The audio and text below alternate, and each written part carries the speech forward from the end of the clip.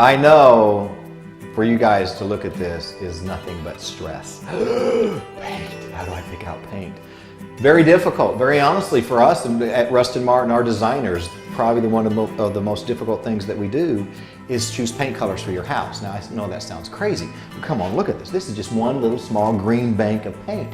Do I pick this one or this one or this one? And how's it really gonna look on my wall? I know all the stress that you go through because we go through the stress also. Let me show you a secret and a tip that will make your paint picking out a lot easier. Now, the very best thing you can do is call one of the designers up at Rustin Martin, have us come out to your house and help you select paint. We'll be glad to do that.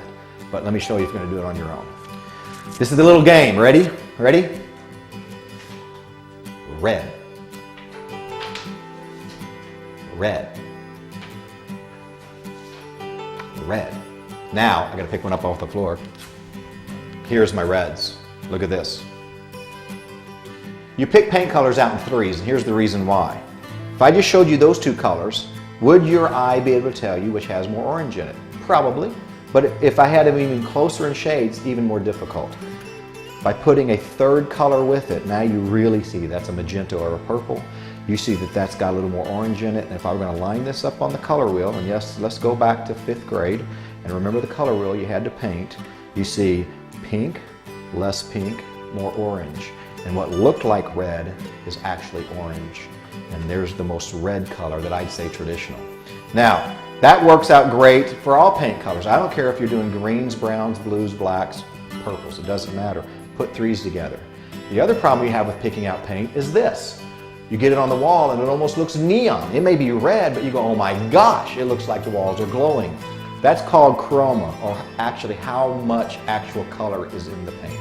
How do you check that? You pick out its complementary color, which is the color directly on the other side of the color wheel. So, what's complementary of red? Green. Christmas is red and green, that's why it looks great together. Here we go. If I throw green in here, watch what happens. Throw that in there. Now, do you see the fact that that almost looks neon versus this color that has a duller aspect to it? And on top of that, look what happens there with that green. Neon again. Now I picked an extra bright green out, so if I really wanted to see how dull a color goes, if I picked a duller green out, I'd see how much dullness is in this color too.